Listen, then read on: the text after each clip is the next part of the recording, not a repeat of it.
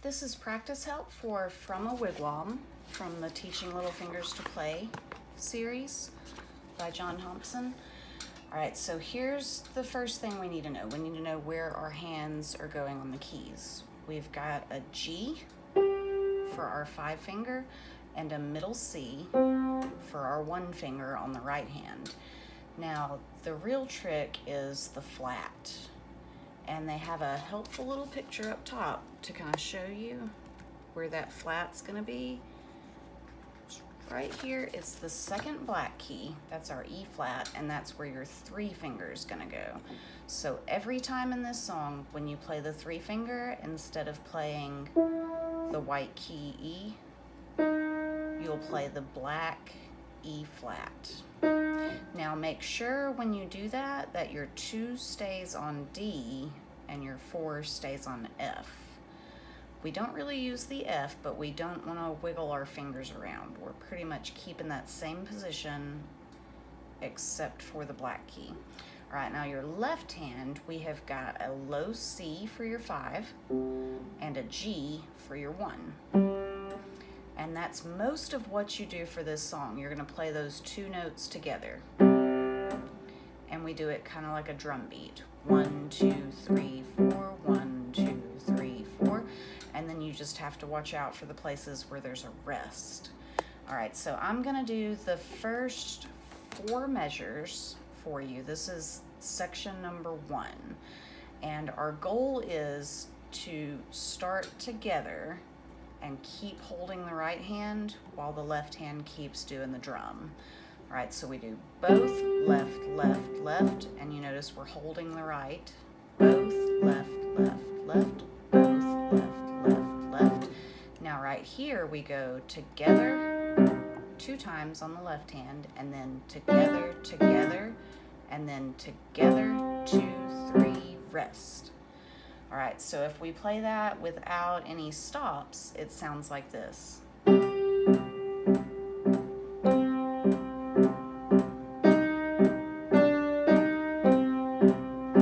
Rest, both hands rest. All right, now the next section is almost exactly the same. We still do the G, C, but when we get to our E flat, instead of a half note, we've got 2 quarter notes. So we're gonna go instead of holding. All right, so here's how that section sounds. Together, together, together, together. 1, 2, 3, rest. Both hands rest. You don't have to come all the way off the keys like I did. I was being a little dramatic. 1, 2, 3, rest.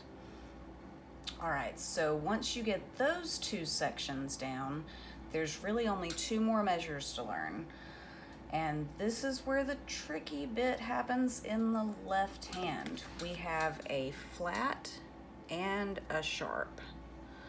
And once again, they give you a very helpful little picture up top to show you where those black keys are. All right, so we're still on low C, but when we get to the E, we're gonna use a flat, and when we get to the F, we're gonna use a sharp. So your 2 and 3 fingers are kind of spread out a little bit. They're normally right here on the white keys, but now we're going to the black keys. All right, so it goes 5, 4, 3 on the flat, 1 on the G, and then an F sharp. And when you hit your F sharp, we also have 2 notes in the right hand, C and D. All right, so when it comes all together, 2, 3, 4, and then good news, the next 2 measures are the exact same thing. 2,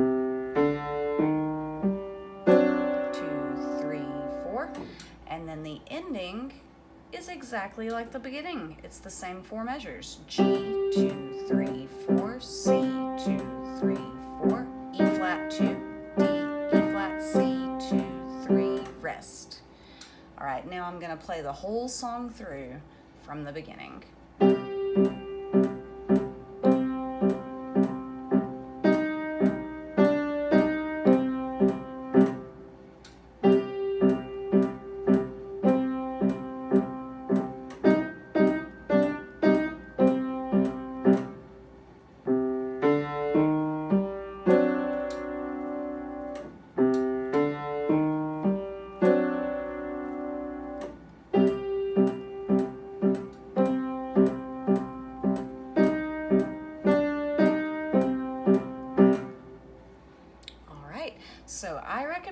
taking this song in sections.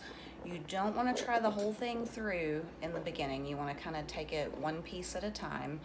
So start with your first 4 measures and then try the next 4 measures. And when you're really good and comfortable with that, then you can start on the next 2 measures, which is where the left hand gets crazy. That's your second line. So take your time with it, learn it one tiny little bite at a time.